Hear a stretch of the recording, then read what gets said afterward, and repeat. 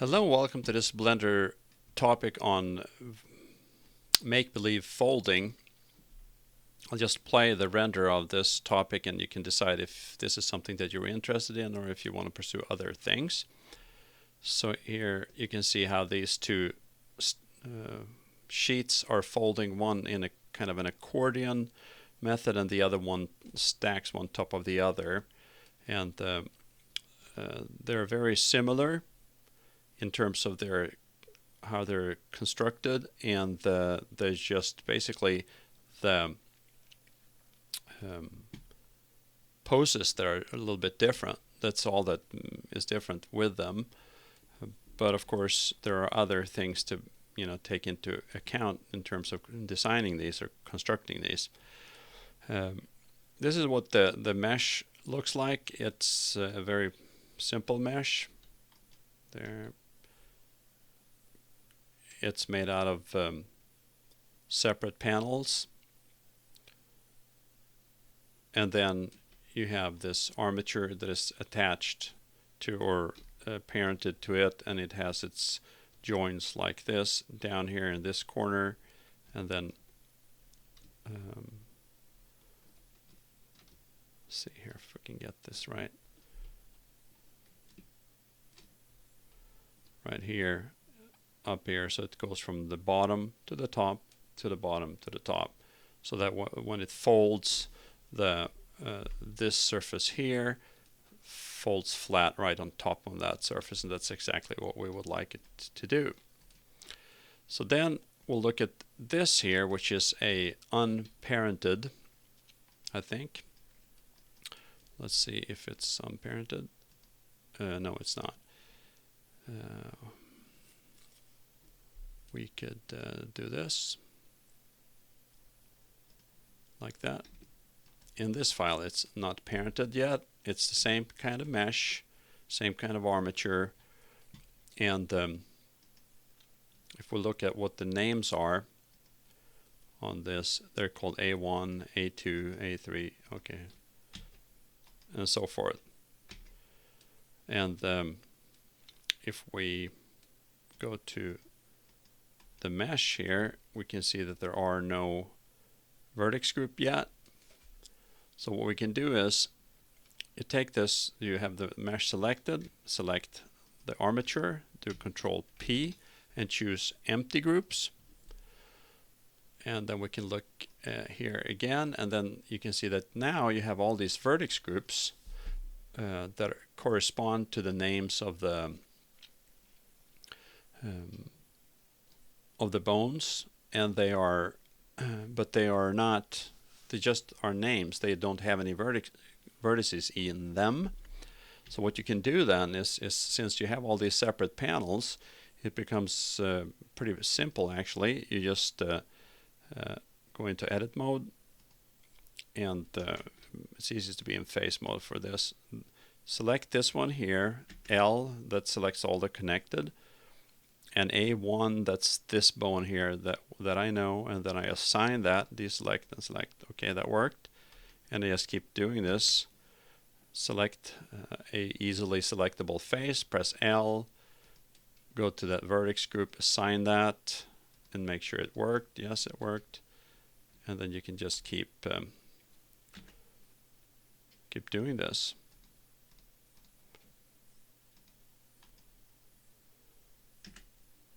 Let's see there, L and A4 and assign. And we can go over to weight paint and look at how they're perfectly 100% controlled by those bones. And I go to object mode and click on the armature, go over to pose mode, select one bone, press RX, and you can see how this just follows 100%, and there's no other action taken. If we rotate that RX, then that follows, this follows because there's an envelope. So we can do this, turn off the envelopes in the armature, and then we go to the mesh, go to the mesh and go to this one and turn off bone envelopes. So now you can see how this controls only, you know, what's actually connected 100%, and there's no connection. This hasn't been related yet. So the envelopes, if they're turned on, they could confuse somewhat. In this case, we want a real clean connection between the bones and the mesh. So this is one way of getting a real clean connect between the bones and the mesh. And we'll move over to the other layers that have these two folding armatures. And there's one issue, and that is, how can I know where this bone joint is going to be, because it needs to be at the top of this stack. Well, you can create sufficient folding poses so that you can fold these up to that point without knowing where this needs to be. So we'll turn on pose mode and select all of the bones. Take the armature tab, and I know which pose that accomplishes this. Accordion third it is in this particular case, and then now it's completely folded. So now let's say I didn't know where this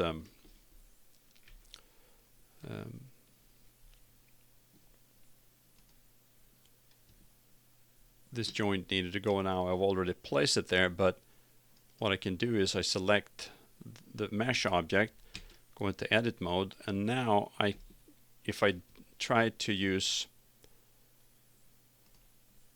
these vertices here, that one and that one, no, this one there, and do Shift S, cursor to selected, then this cursor is going to stay out here because Blender doesn't know that this have now been folded, or in edit mode, even if we have this turned on in edit mode. It doesn't matter, it's still not going to know it. But what you can do is you can say, well, I know that these ones here, this one there and that one there, I know that they are in the same position as they are, you know, regardless of the armature. So I'll just do Shift S and cursor to selected. So now I know that this cursor is placed right in the XY plane. All I need to know is how far up in the Z direction will it go. So then I'll press 1 to look at this squarely from the front, and turn on object mode, and I'll just kind of maneuver in position and say, okay, here it is. Now this has already been placed there, but if, let's say, it hadn't been placed right there, just take this here and say, okay, would have been there, and then all you need to do is just Shift S and then selection to cursor, and it's in the right place. So that's a way of finding out exactly where those bone joints will be. The next one will be at the bottom down here, right here. So that's easy. And they just go zigzag like this all the time. It doesn't matter how big this would be. It's the same thing here. It just keeps going. And then I would like to look at the poses, and I'll take this one here. We need to be in object mode, so I can select this one here and select all the bones. Take the armature, and here are the poses that are used for this one. Of course, start, and then this fold here, and the next fold there. So I fold it 90 degrees at a time. If I fold the whole 180, it could turn out that it folds the other way around. So these panels will fold through the ones that they are supposed to fold on top of, and that doesn't look good. So that's why I prefer to fold it so I can control the direction of it, because Blender can choose either or. If it's 180, it could go either way. It just depends. And keep just folding it in sections like this.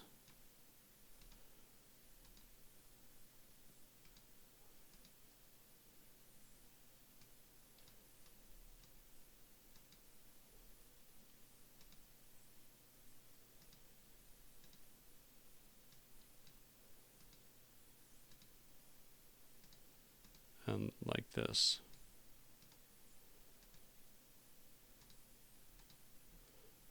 And when I recorded this, we can look at that in the animation, then I recorded only the bone rotations, not the locations. So I do I and then rotation, not rotation location. So you can see that here. It's the rotation and the rotation. So it's not there are no locations, which means that you can move this object around if you want to. You can actually grab this, and of course now we're at frame number 1, and if we play this, then we can see how these are folding and they're stationary like that. But since I haven't recorded any locations for any of these bones, only rotations, then I can actually grab this armature by its main handle, so to speak, its object here, and I can say, well, I'll go back to the start and I say I'll record this location and rotation for the entire armature. So I do that I, location, rotation, and then we move forward here, and I would like to, let's say I would like this to, as it's folding, it will also move up and sit next to this one here. So I could then say, well, now when it's completely folded, that's the position or the time when I would like it to be, just like that. And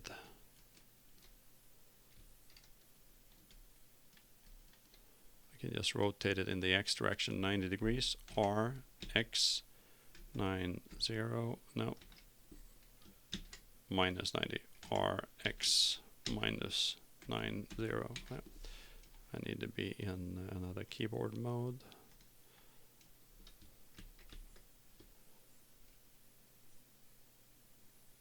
So I'll just move it over to here, and then I'm not going to have it just up close, just really close. So rotate X minus 90 like this. And then I'll record that. And then we'll play the entire thing.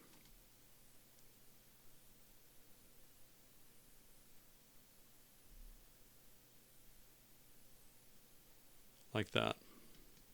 So recording only the rotations of the bones gave me the freedom to move the entire object around later.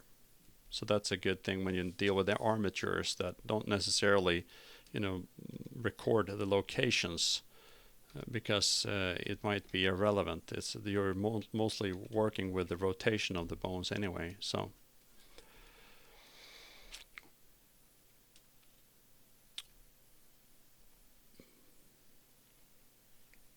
I think those are the key points that I would like to touch upon: how to associate the armature with the mesh, how to get those heights where the bone joints need to be, or that takes into account the stacking of the panels. And I think I would like to just play a few example videos of this.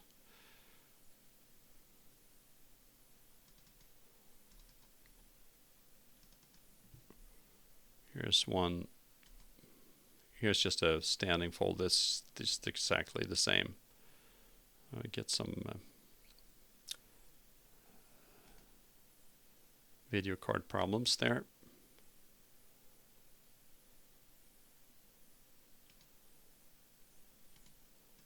That wasn't what, it's this one here, which is an upright. And here you can see there it stops, and it stops because I by mistake recorded the same pose one after the other, but my video card seems like it's acting up. But anyway, what is interesting with this is when you have these are 60-degree separations, then you can more easily control. If you want to have a rhythm, be able to stop something, then it's more easy to stop it if you have your poses in increments rather than the full folding at one time. So that's what that was. And I would like to look at this from close up.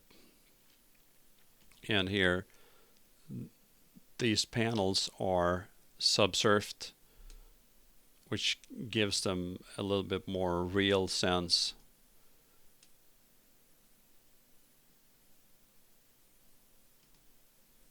And you can see how these edges look like they were actually, real panels, not just, what can I say, computer generated, lifeless. They have a little bit of that bend that every physical thing has. It hasn't. There's no such thing as a 100% 90-degree edge in the physical world. There's always some kind of a curvature, no matter how sharp. Even a knife edge has actual width. So that's, and I believe that that's an important factor to remember when you create your edges, because if they're not subsurfed, then they won't look real. Although, I mean, these are not real looking, they just are less artificial, put it that way. As you can see here, it looks like there's space in between, and it looks like it's something that is actually stacking. So, okay, I think that's it for this. I hope this was useful, and I look forward to talking to you soon. Please subscribe. Thank you.